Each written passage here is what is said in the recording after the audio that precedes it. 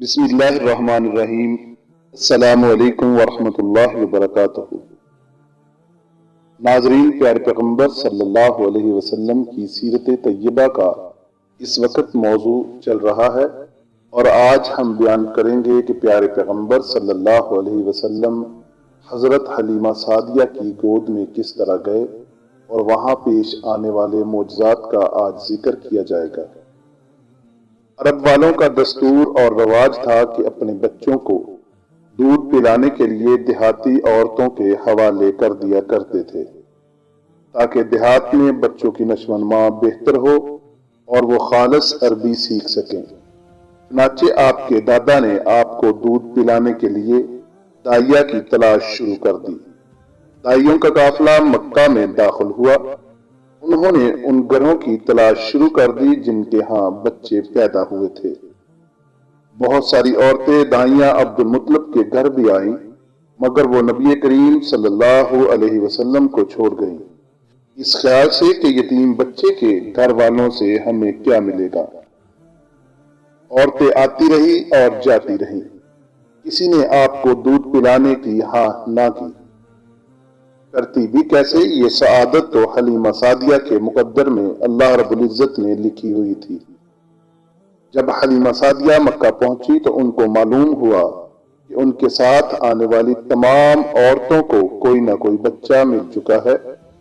تلاش کے باوجود حلیمہ سعدیہ کو کوئی بچہ نہ مل سکا۔ اپنے خاوند حارث سے کہا کہ مجھے میری سہیلیاں تانا دیں گی کہ تم کو کوئی بچہ کیوں نہ ملا۔ خدا کی قسم، مجھے یہ بات ناگوار گزر رہی ہے کہ میں بچے کے بغیر واپس جاؤں۔ کیوں نہ میں جا کر اس یتیم بچے کو لے لیتی ہوں، ہو سکتا ہے اللہ اس بچے میں سے کوئی خیر و برکت عطا کر دے۔ چنانچہ انہوں نے جا کر آپ صلی اللہ علیہ حلیمہ سعدیہ فرماتی ہیں، جب میں آپ صلی اللہ علیہ وسلم کے پاس گئی تو آپ صلی اللہ علیہ وسلم اس وقت سوئے ہوئے تھے۔ میں نے آپ کے سینہ مبارک پر جو ہی ہاتھ رکھا، آپ مسکرا دیے۔ آپ کے سانس سے کستوری جیسی خوشبو نکل رہی تھی۔ آپ نے جس وقت آنکھیں کھولی تو آپ کی آنکھوں سے نور نکلا۔ آپ صلی اللہ علیہ وسلم کی والدہ اور دادا سے اجازت لے کر میں اپنی سہیلیوں کے پاس آ گئی۔ رات کا وقت تھا۔ میں نے جب آپ کو دودھ پلانا چاہا تو دیکھا کہ میری چھاتی دودھ سے بھری ہوئی ہے، جبکہ اس سے پہلے میرا اپنا بچہ بھی پیٹ بھر کر دودھ نہ پی سکتا تھا اور بھوک کی وجہ سے وہ ساری رات روتا رہتا تھا۔ آپ کو میں نے بائیں طرف سے دودھ پلانا چاہا تو آپ نے دودھ نہ پیا، جبکہ میں نے دائیں جانب سے دودھ پلایا تو آپ صلی اللہ علیہ وسلم نے فوراً ہی پی لیا۔ بعد میں آپ صلی اللہ علیہ وسلم کا یہی معمول رہا اور دودھ پینے کے بعد میرا بیٹا اور آپ صلی اللہ علیہ وسلم دونوں ساری رات آرام سے سوئے رہے۔ جب میرا خاوند اونٹنی کا دودھ نکالنے کے لیے گیا، دیکھا کہ اونٹنی کے تھن دودھ سے بھرے ہوئے ہیں۔ میرا خاوند کہنے لگا، یقیناً یہ خیر و برکت اس بچے کی وجہ سے ہے۔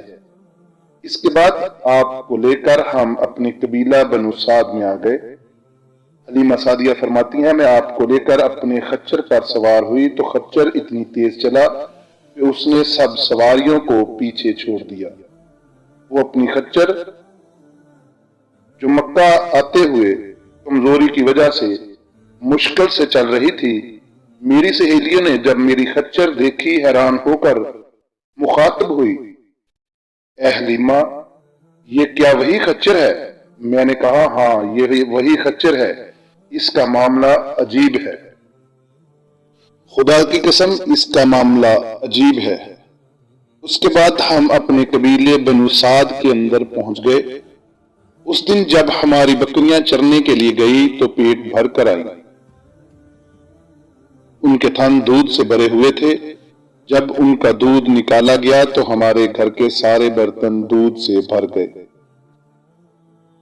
ہمارے گھر کی ہر چیز میں خیر برکت نظر آنے لگی اور ہم سمجھ گئے کہ یہ خیر برکت آپ صلی اللہ علیہ وسلم کی وجہ سے ہے۔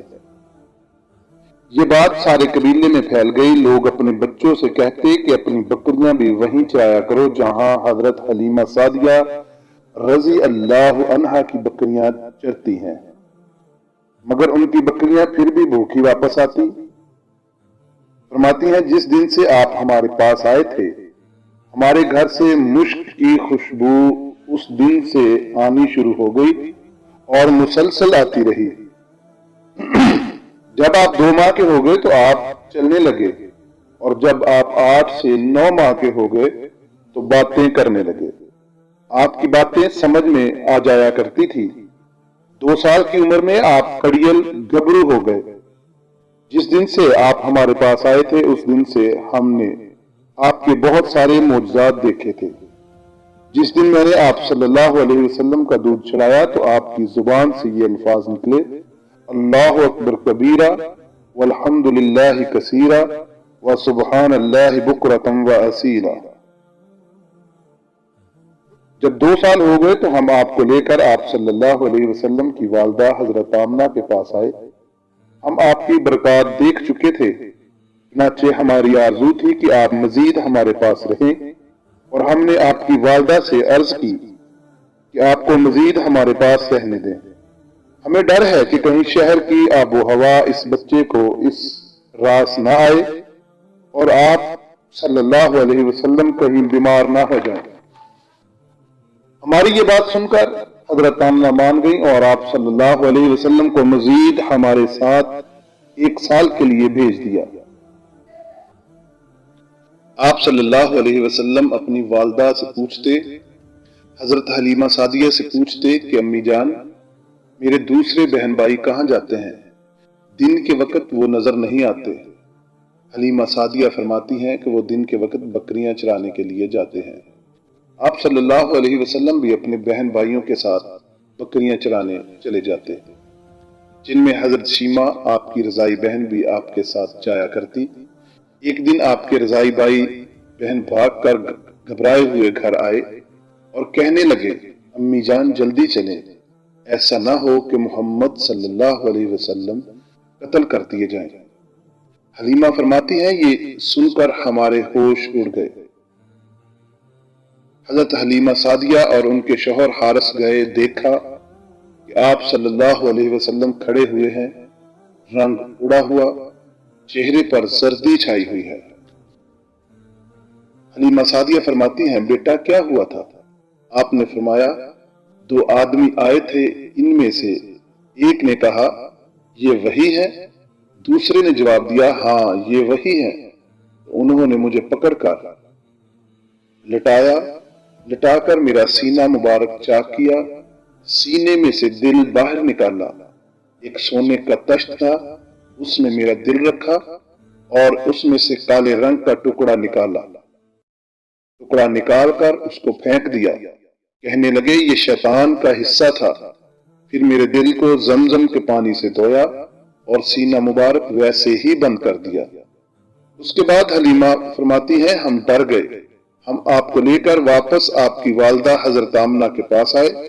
آپ کی والدہ نے پوچھا کہ آپ نے 1 سال مزید محمد صلی اللہ علیہ وسلم کو رکھنا تھا، پھر اچانک واپس کیوں آئے ہو؟ حلیمہ فرماتی ہیں کہ اب میں اپنی ذمہ داری پوری کر چکی ہوں، لیکن حضرت آمنہ کے بار بار پوچھنے پر حلیمہ سعدیہ نے آپ صلی اللہ علیہ وسلم کے ساتھ پیش آنے والا سارا واقعہ سنا دیا اور کہا مجھے ڈر ہے کہ کہیں ان کو کوئی حادثہ پیش نہ آ جائے، لہٰذا میں محمد صلی اللہ علیہ وسلم کو آپ کے سپرد کرتی ہوں۔ حضرت حلیمہ نے کئی عجیب و غریب واقعہ دیکھے تھے، جن میں سینہ مبارک چاک کرنے کا واقعہ، جس کی وجہ سے حلیمہ سعدیہ آپ کو واپس کرنے پر مجبور ہو گئی۔ ایک دفعہ یہودیوں کی ایک جماعت بنو سعد میں آئی۔ حلیمہ نے آپ صلی اللہ علیہ وسلم کے بارے میں ان سے پوچھا۔ حضرت حلیمہ نے آپ صلی اللہ علیہ وسلم کی خیر و برکات بتائیں۔ وہ کہنے لگے اس بچے کو قتل کر دینا چاہیے۔ وہ جانتے تھے کہ آخری نبی آنے والے ہیں، ان کا دین ساری دنیا میں پھیل جائے گا اور ہر طرف ان کا بول بالا ہوگا۔ انہوں نے حضرت حلیمہ سعدیہ سے پوچھا کیا یہ بچہ یتیم ہے؟ حلیمہ سعدیہ فوراً حارث کی طرف اشارہ کر کے کہنے لگی نہیں، یہ رہا اس کا والد۔ اس کے بعد یہودی کہنے لگے اگر یہ یتیم ہوتے تو اس کو یعنی محمد صلی اللہ علیہ وسلم کو قتل کر دیا جاتا۔ ایک دفعہ ایک میلے کے پاس ایک کاہن نے آپ صلی اللہ علیہ وسلم کو پہچان لیا اور لوگوں کو کہنے لگا اس بچے کو مار دو۔ لوگ پوچھنے لگے کیوں؟ کہنے لگا یہ بچہ آپ کے بتوں کو گرا دے گا، آپ پر حکومت کرے گا۔ لوگ آپ کو پکڑنے لگے تو آپ غائب ہو گئے، آپ لوگوں کو نہ ملے، یہاں تک کہ آپ صلی اللہ علیہ وسلم کو آپ کی والدہ حضرت آمنہ کے پاس واپس پہنچا دیا گیا۔ ناظرین، یہ تھا واقعہ حضرت حلیمہ سعدیہ رضی اللہ عنہا کا کہ جو رسول اللہ صلی اللہ علیہ وسلم کو لے کر اپنے قبیلے میں آئی، اور یہ تھی نبی صلی اللہ علیہ وسلم کی خیر و برکات۔ اگر آپ کو ہماری یہ ویڈیو پسند آئی ہے تو ہمارے چینل کو سبسکرائب کیجئے۔ انشاءاللہ آپ کو آئندہ بھی ایسی اچھی ویڈیو دیکھنے کے لیے ملیں گی۔ اگلی ویڈیو تک کے لیے اجازت دیجئے۔ السلام علیکم ورحمۃ اللہ وبرکاتہ۔